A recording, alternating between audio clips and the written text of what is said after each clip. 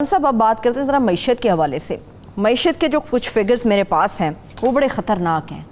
ایک طرف تو ہم دیکھ رہے ہیں ہارون صاحب نوکریاں، لوگ پہلے جو برسر روزگار تھے بے روزگار ہو رہے ہیں. حکومت فیصلے کر رہی ہے کہ ہزاروں کی تعداد میں ملازمین کو اسٹیل مل سے فارغ کر دیا جائے. یہ جو اسٹیل مل ہے اتنے منافع میں چلتی تھی، پھر خسارے میں. مشرف دور میں بڑا منافع، اس کی بڑی مثال دی جاتی ہے مشرف دور کی.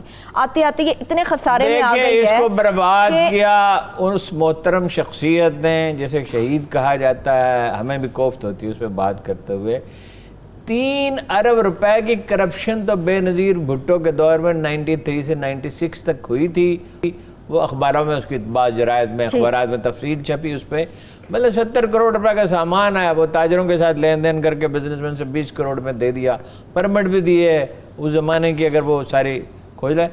منافع وہ ہمیشہ کماتی تھی فوجی دور میں. مطلب بعد میں تو پھر یہ نوبت آ گئی.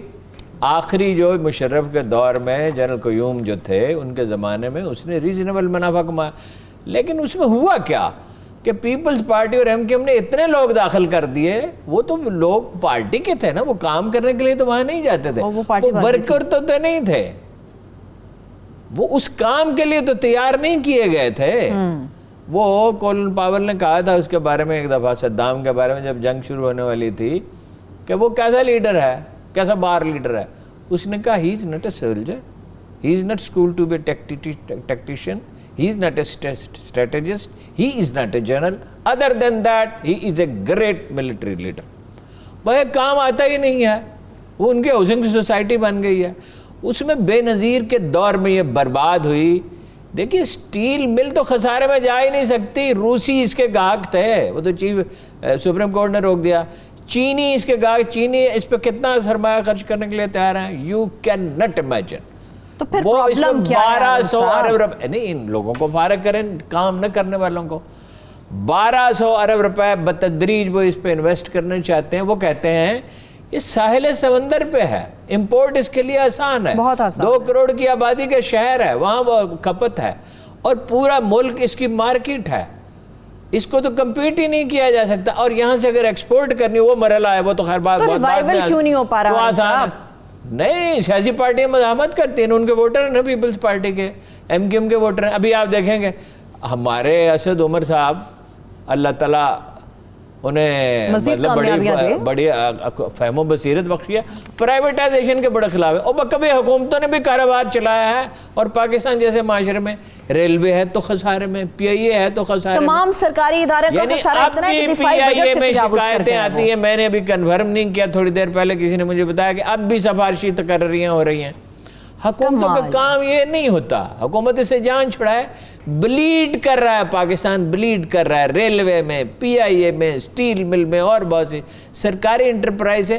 وہ برطانیہ نہیں کر سکا، امریکہ نہیں کر سکا، وہ کوئی دنیا کا کوئی ملک نہیں کر سکا. سوشلزم دنیا میں کیا، چین میں کیا ہوا فائنلی؟ انہوں نے پرائیویٹ انویسٹمنٹ کی اجازت دی. اسد عمر صاحب خود ایک بزنس مین ہے، انہیں طریقہ کار پتا ہے، بڑے اچھے بزنس مین نہیں ہے نا، مینیجر ہیں. بزنس مین ہوتے تو کبھی یہ غلطی نہ کرتے. لیکن وہ خود کو بڑا اچھا بھلا آدمی ہے اور پرائیویٹائزیشن کی مخالفت کر رہا ہے. اب ان کی بات اڑ رہی ہے. بائی فائنلی اسٹیل مل کو جو ہے پرائیویٹائز ہونا ہے، پی آئی اے کو ہونا ہے. ریلوے میں بھی اگر یہ ممکن ہو، خیر ماہرین رائے دے سکتے ہیں، تو گڈس ٹرین جن کے ذریعے منافع کمایا جا سکتا ہے. ایران اور ایران کے آگے ترکی، اور ترکی سے آگے یورپ، آپ ریلوے کے ذریعے دنیا بھر میں اپنا مال بھیج سکتے ہیں. تو وہ اس چیزوں کو پرائیویٹائز کرنا پڑے گا. اسٹیل مل میں سیاسی جماعتیں اگر مخالفت کرتی ہیں تو ملک کی اکانومی کو بلیڈ کرنے کی حمایت کرتی ہیں. اکانومی کی بات کریں ہارون صاحب، اکانومی کے جو فگر وزارت خزانہ نے سینٹ اجلاس میں دیے ہیں وہ بڑے خوفناک ہیں. میں پڑھ رہی تھی مزدوروں کی جو ترسیلات آتی ہیں بیرون ملک سے وہ $2 ارب تک کم ہو جائیں گی. غربت کی شرح 24.3 سے 33.5 پہ پہنچے گی. اور مالی خسارہ یہ بڑی خطرناک ہے ہارون صاحب، یہ بڑی خطرناک ہے. دیکھیں نا، دنیا ساری کرونا کی ذات میں جب تک ویکسین دریافت نہیں ہو جاتی ہے، اقوام متحدہ کا سیکرٹری جنرل کیا کہہ رہا ہے، چینی قیادت بھی یہ کہہ رہی ہے، پیپلز ویکسین، ایسی ویکسین جو ہر شخص تک پہنچ سکے، اتنی سستی ہو. کام تو اس پہ ہو رہا ہے. یہ بڑا مشکل وقت ہے دنیا کے لیے. اور یہ جو مشکل وقت ہوتا ہے یہ کس طرح گزارا جاتا ہے؟ یہ صبر اور تحمل کے ساتھ، ایک دوسرے کی مدد، بڑی ہوش مندی کے ساتھ، اور یہ بہت اہم نقطہ ہے، ایک دوسرے کی مدد کے ساتھ آپ کا پڑوسی بھوکا نہ سوئے. اور پڑوسی کیا ہوتا ہے؟ 7 گھر ادھر اور 7 گھر ادھر اور ادھر. آپ کو اپنے محلے میں خبر ہونی چاہیے، بھوکا نہ سو جائے کوئی. اگر لوگوں کے پاس کھانے کے لیے ہے اور لوگ سروائیو کر جاتے ہیں تو ماشاءاللہ چین کے تو ہم سے بھی زیادہ خراب تھے 30-35 سال پہلے. ٹھیک ہو گئے نا. معیشت ترقی کر سکتی ہے اگر آپ سول ادارے ٹھیک کر لیں. اگر حکومت جھک نہ مارے کاروبار میں، حکومت کو کیا پڑی ہے جی اسٹیل مل چلانے کی اور پی آئی اے چلانے کی. اور جناب ریلوے میں آج بھی جعلی ٹکٹ بکتے ہیں.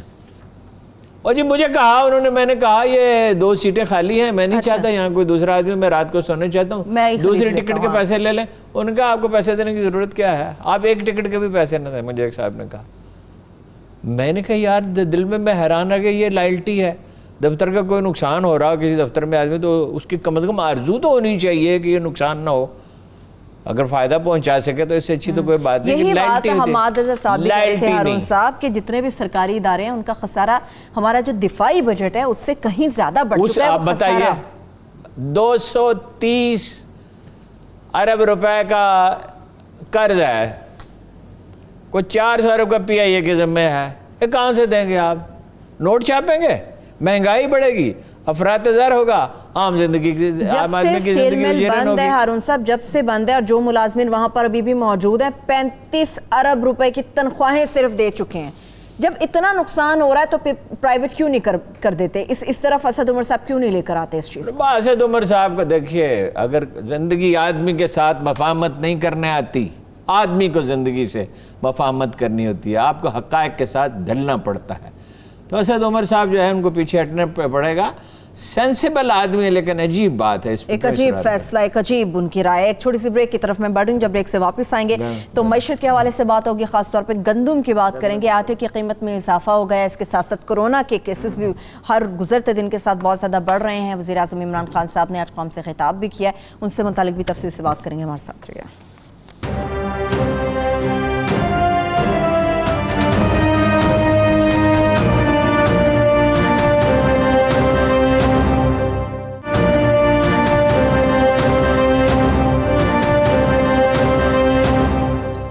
بریک کے بعد ایک بار پھر سے پروگرام میں ہم آپ کو خوش آمدید کہیں گے. ہارون صاحب آٹا بار بار آپ بات کرتے رہے، آٹا تو مہنگا ہو گیا. پھر ہنس کیوں رہے؟ آٹا مہنگا ہو گیا ہارون صاحب. نہیں یہ فکرہ آپ نے اس طرح کہ ہارون صاحب آٹا جیسے آٹا ختم ہو گیا ہو، ختم ہونے کے قریب ہے ہارون صاحب، لوگ ذخیرہ کر رہے ہیں. بات یہ ہے کہ بنیادی پالیسی ہی غلط ہے. میں اس کی وضاحت تو پہلے ہی کر چکا ہوں. بھئی عجیب و غریب پالیسی ہے. کاشتکار ناخوش، مل والا ناخوش، حکومت پہ بوجھ، کاشتکار بھی ناراض، عام آدمی بھی ناراض، سارے فریق اس میں خسارے میں ہیں. پالیسی کیا ہے بھئی؟ آپ جو 6.2 ملین ٹن جو ہے وہ گندم خریدی ہے سندھ، زیادہ تر پنجاب نے 4.1، کچھ سندھ نے، تھوڑی سی پختونخوا وغیرہ نے. اور حالت یہ ہے کہ سمگلنگ اب بھی نہیں رکی. 50 روپے من کے حساب سے خیر آباد پل سے ٹرک گزر سکتا ہے 1,12,000 روپے. ٹھیک ہے، نہیں گزارے یہ ہے کہ فائدہ اس کا ملوں کو بھی لینے دیتے. خود بھی دیکھیں علیم خان نے یہی کہا کہ 2200 روپے ہمیں پڑتی ہے، بعض لوگ کہتے ہیں 2250 روپے پڑتی ہے. ہر جو ڈسٹرکٹ فوڈ کنٹرولر ہے، آفیسر ہے، وہ کروڑ پتی ہو گیا. آپ نے اس سے حاصل کیا کیا؟ مل والے بھی خرید لیتے، کچھ آپ بھی خرید لیتے. آپ کو اس کی 60 لاکھ ٹن کے کیا، 62 لاکھ ٹن کے کیا ضرورت ہے خریدنے کی؟ تو اس میں کسان جو ہے اس کو اگر کچھ فائدہ ہو جاتا ہے، اس وقت زرعی معیشت کو اٹھانے کی ضرورت ہے. آڑتی بھی تو لوٹتے ہیں نا ہارون صاحب. آڑتی بھی لوٹتے ہیں، یہ بات صحیح ہے. وہ آڑت کا تو پورا نظام، اگر آپ کسان تک پیسہ دیکھیے، ثانیہ نشتر نے ہر آدمی تک پیسہ پہنچا دیا. 1-2%، 3% غلطی ہوئی، اس سے زیادہ نہیں. 8,26,000 آدمی نکال دیے اس نے سسٹم میں سے جو ناجائز تھے. اگر آپ اس کسان کو پیسہ دیں، میں بارہا اس کی مثال دے چکا ہوں، جہاں انٹرسٹ فری لون دیا گیا ہے کسان کو، وہاں آمدن 80 سے 120% بڑھی ہے. اس کے بچے پڑھ گئے ہیں، اس کا گھر صاف ہے، اس کی گلی صاف ہے، اس کے اندر ایک امنگ پیدا ہو گئی ہے. دیکھیں نا، آپ نے اس کو آبادی کو کھڑا کرنا ہوتا ہے نا، حوصلہ دینا ہوتا ہے نا. اور آپ یہ کیا کریں، اگر اس کو 1,600 روپے من مل جاتے تو اس میں کیا حرج تھا؟ تھوڑی سی قیمت آپ بڑھاتے ہیں. اب آپ نے پولیس کے ذریعے اپنا اسسٹنٹ کمشنر کے ذریعے گندم تو خرید لی, آپ کو فائدہ تو نہیں ہوگا. آپ نے اس کو ٹرانسپورٹ کرنا ہے, اس کا ذخیرہ رکھنا ہے, اس کی ساری سال اس کی نگرانی کرنی, چوکیدار ہیں, پورا نظام ہے, بجلی ہے, وہ مینٹیننس ہے بلڈنگز کی, تو آپ کو تو مہنگی پڑے گی. اور آپ ان کو 1400 روپے دیں گے یا 1600 روپے دیں گے ملوں کو, تو فائدہ کیا؟ ملوں والے خرید لیتے ہیں اپنی ضرورت کی. صرف آپ نے روکنا کس چیز کو ہے؟ ذخیرہ اندوزی کو. تو اس کا سسٹم بنایا نا ذخیرہ اندوزی روکنے کا, یہ تو نہیں ہے نا.